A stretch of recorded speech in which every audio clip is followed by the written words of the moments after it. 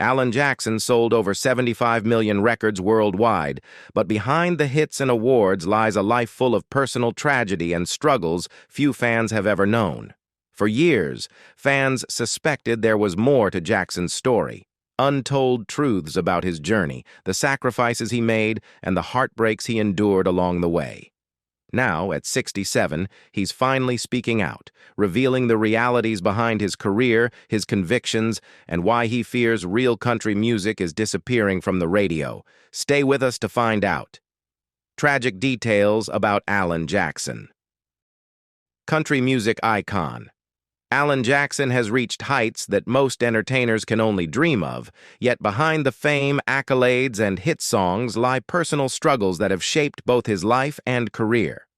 The father of three boasts an impressive net worth of around $150 million, having sold over 75 million records worldwide, earned 21 ACM awards, notched 35 #1 singles on the Billboard country charts, and been inducted into the Country Music Hall of Fame.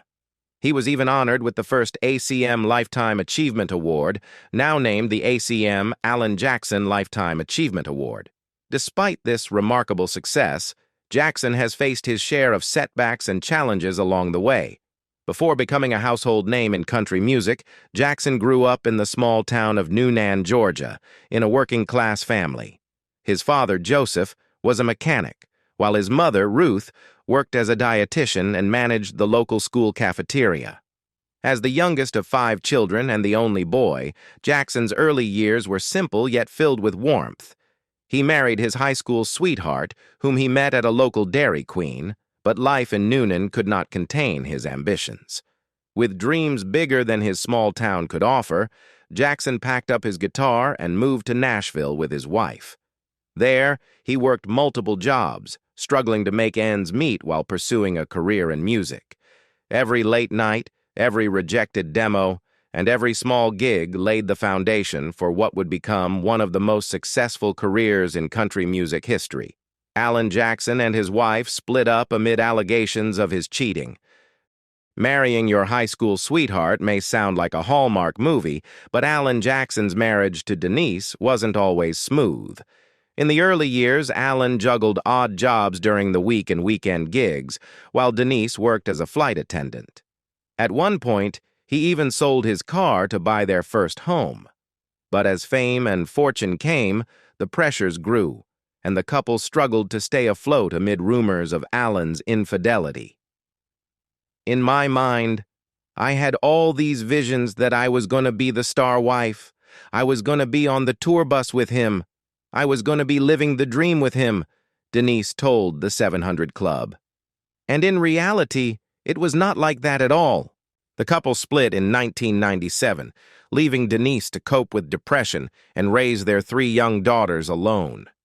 I think Alan got to a point after 18 years where he thought, we both deserve so much more than this, and we haven't been able to fix it yet, and I don't think it's fixable, she recalled. Enough is enough, and I'm leaving. After 4 months apart, they decided to give their marriage another chance, showing that even long-term relationships with hardships can find a path to reconciliation. Alan Jackson's wife, Denise, was diagnosed with colorectal cancer. After navigating infidelity and a brief separation, it might have seemed that Alan and Denise Jackson were finally headed for calmer waters. But fame doesn't shield anyone from life's harsh realities. Their marriage faced another profound test when Denise was diagnosed with colorectal cancer. We were in Florida celebrating our anniversary when I got the call from my doctor, she recalled in an interview with Coping magazine. I'd always been the picture of good health, so it completely stunned me. And Alan, too. The couple immediately cut their trip short and returned to Nashville to face the difficult road ahead, which included radiation and chemotherapy. For Alan, the diagnosis brought the weight of his wedding vows into sharp focus. It was the first time I felt like I was living out the phrase in our wedding vows, for better or for worse, he shared. True to his nature, Alan channeled his emotions into music, writing the song When I Saw You Leaving a few weeks after Denise's diagnosis. The lyrics reflect the thoughts and feelings I had during that time, he explained, revealing how music became his way of processing fear, uncertainty, and love. Denise ultimately emerged cancer-free, but the experience left a lasting impression on her perspective. "Cancer has had a tremendous impact on me, but it's not going to define me," she said. The diagnosis not only tested their marriage, but also strengthened it, reminding both of them what truly matters in life: resilience, family, and the unspoken bonds that carry couples through even the darkest times. The death of his mother was devastating to Alan Jackson. Alan Jackson has long let music speak for the deepest moments of his life, and his mother's death was no exception. When Ruth Jackson passed away, it left a void in her only son's heart that he sought to fill through song. For her funeral, Alan wrote "Where Her Heart Has Always Been," a deeply personal tribute that included a recording of his mother reading a passage from the Bible, captured months earlier by his sister so the family could remember Ruth's voice. "I was just so happy to get that. And I just think it makes the song," Jackson told Yahoo Entertainment, highlighting how the inclusion of her words transformed the track into a living memory. Mama Ruth had always been a central figure in Jackson's life. She balanced her roles as wife and mother of 5 with a career as a dietitian and school cafeteria manager, and she was the heart of the household. Jackson often spoke of her cooking with fondness, especially her pies. He told the Boot that one of his favorites was her lemon icebox pie, which he would even include in backstage catering for a taste of home while on tour. "It was one of my favorites, but not everybody likes it, you know," he added, recalling that even the legendary Merle Haggard wasn't a fan. Ruth's influence extended to Jackson's music as well. At her urging, he explored his gospel roots with Precious Memories, an album dedicated to the Baptist hymns of his youth. He kept the arrangement simple, wanting the songs to evoke the feeling of singing in church. "I wanted to make them feel like they did when we sang them in church," he explained. He even presented the album to his mother as a Christmas gift before her death, creating a final musical bond between them. Alan Jackson lost his son-in-law in a boating accident. Fresh from the grief of losing his mother, Alan Jackson faced another devastating blow. His oldest daughter, Maddie, lost her husband Ben Seligman in a tragic boating accident, less than a year after their wedding. The sudden loss hit the family hard, but Jackson, who had grown up surrounded by women, felt it particularly acutely. In an interview with Hits, he reflected on the pain. "When he died, I was kind of pissed off at the world. I just wasn't feeling right about anything. You know how I was raised? I grew up with 4 older sisters, then Denise and our 3 girls. It's all I was ever around, girls and women. So having a son-in-law was having a boy I could fish with, work on cars and stuff with. It was tough losing him so suddenly and so jarring to all of us. I lost something I'd never had before." For a man known for hits like "A Man Who Never Cries," Jackson admitted that the tragedies in his life brought out his deeply emotional side. "Honestly, I am pretty emotional," he said. "I'm just a person who has a lot of sentiment. I grew up with all that. If I hadn't had country music, it's like going to church, the feeling and the healing." Music, as always, became his refuge. Jackson has long used his songs to process personal experiences, while also allowing listeners to find their own solace in them. Reflecting on his songwriting, he told Yahoo Entertainment, "A lot of them are real personal, but I've always tried to write them where they're just not about me." His personal tragedies caused Alan Jackson to hit pause on recording. With hit after hit cementing his place as a country music icon, Alan Jackson seemed unstoppable. But life hit him hard, and the music came to a pause. The compounded grief of losing his mother and, soon after, his son-in-law proved overwhelming, and Jackson stepped back from recording after his album Angels and Alcohol. Though he continued performing live, it would be 6 long years before he released a follow-up album. Reflecting on that period, Jackson told UMG Nashville via Everything Nash, I think we were pretty much on track to do an album like we typically have every couple of years or 2 or 3 years, and just had some little rough spots in my life and personal things that slowed us down and set me back that we had to get through, my family and myself. And for several years there, I really didn't feel like writing at all and recording, and it took a while to get back in gear.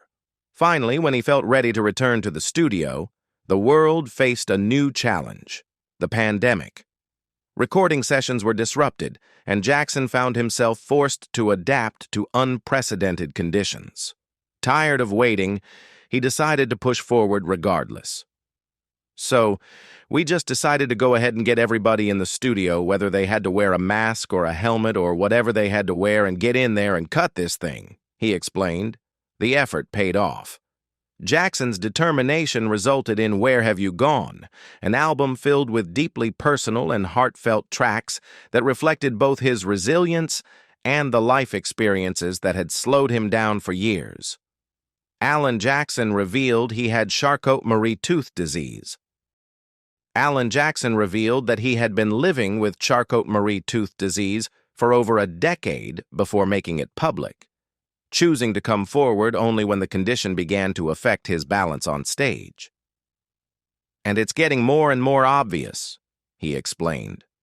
"And I know I'm stumbling around on stage. And now I'm having a little trouble balancing even in front of the microphone, and so I just feel very uncomfortable." Despite its intimidating name, Charcot-Marie-Tooth disease has nothing to do with the mouth. According to the Mayo Clinic, it is a genetic disorder that damages peripheral nerves, primarily impacting the arms and legs, leading to weakness, numbness, and difficulties with coordination. For Jackson, a performer known for his energetic stage presence, the diagnosis was both a personal and professional challenge. At the time he went public, Jackson was determined not to let the disease end his career prematurely. He assured fans that he planned to continue performing for as long as he could, adapting his shows to accommodate the physical limitations imposed by the condition. The announcement marked a rare moment of vulnerability for the country music star, showing a human side to someone often celebrated for his resilience and unwavering dedication to his craft. Alan Jackson's deteriorating health caused him to announce he's retiring. Despite Alan Jackson's determination to keep performing, the reality of his neurological disorder had begun to take its toll.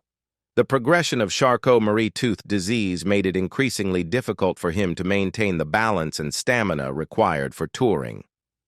Less than 2 weeks after receiving a standing ovation at the ACM, American Country Music Awards, Jackson was forced to make a heartbreaking announcement during the Milwaukee stop of his Last Call, One More for the Road tour. Visibly emotional, he told the audience, "Y'all gonna make me tear up out here," before sharing the difficult news that it would be his final road show. He reassured fans, "We're planning on doing a big finale show in Nashville next summer sometime. It just felt like I had to end it all where it all started, and that's in Nashville, Tennessee, Music City." Jackson's decision marked the end of an era for a career that had spanned decades, filled with hits, awards, and countless unforgettable performances. Yet he approached the farewell tour with gratitude and generosity. A portion of ticket sales from his last tour was donated to CMT Research, raising over $2.25 million to support studies into Charcot-Marie-Tooth disease. At the Milwaukee show, he expressed heartfelt thanks to his fans. "I just have to thank y'all for supporting my music all these years, coming to the shows, buying the records, and having a good time with us," he said, per Music Row. While the date for his final Nashville concert is still to be officially confirmed, it is tentatively scheduled for the summer of 2026, promising a climactic end to Jackson's storied touring career. Alan Jackson, Life, Legacy, and Lasting Connections. Denise Jackson, Alan's longtime partner, offered fans an intimate look into their life together with her 2007 book It's All About Him, Finding the Love of My Life. The memoir explored their relationship, their brief separation and reconciliation, and Denise's deep commitment to Christianity. Following its success, she released a gift book in May 2008 titled The Road Home, giving readers a further glimpse into their shared journey. Family and music intertwine in Jackson's life. His nephew, Adam Wright, is also a country singer-songwriter, performing alongside his wife, Shannon, as the duo The Wrights. The couple co-wrote 2 songs and provided harmony vocals on Jackson's What I Do album, keeping the family's musical legacy alive. Jackson is also a cousin of former Major League Baseball player Brandon Moss, highlighting the talented family network surrounding him. Real estate has been another notable chapter in Jackson's life. In June 2009, he listed his sprawling 135-acre estate near Franklin, Tennessee, for $38 million. It sold the following year for $28 million, setting a record for Nashville area home sales. He then purchased a nearby property for $3.675 million in June 2010, which was later listed for $3.995 million. Despite his success, Jackson has maintained deep personal connections within the country music world. He shared a close friendship with the legendary George Jones, who appeared in his video for Don't Rock the Jukebox and was honored with a surprise appearance at Jackson's 2008 CMT Giants ceremony. Jackson also shares a long-standing friendship with George Strait, collaborating with him on the iconic Murder on Music Row. In a touching tribute at Jones's funeral on May 2, 2013, Jackson performed He Stopped Loving Her Today at the Grand Ole Opry, showcasing the respect and admiration he held for his friend. Beyond music, Jackson has invested in Nashville's nightlife and culture. In 2016, he opened AJ's Good Time Bar on Lower Broadway, a multi-floor honky-tonk named after his 2008 hit, Good Time. Jackson purchased the property for $5.75 million, setting a record for a Lower Broadway building at the time. Jackson's love for classic cars is another reflection of his passion for life's finer details. His collection includes rare and valuable vehicles such as an Amphicar, a 1968 Shelby GT 500KR convertible, and a 1970 Chevelle SS 396, adding a personal touch to his legendary status as both a country icon and a man of eclectic tastes. That's a wrap for this video. Thanks for hanging out with us. If you enjoyed it and want to hear more, don't forget to subscribe to our channel and hit the bell icon so you'll be notified when the next video drops. See you next time.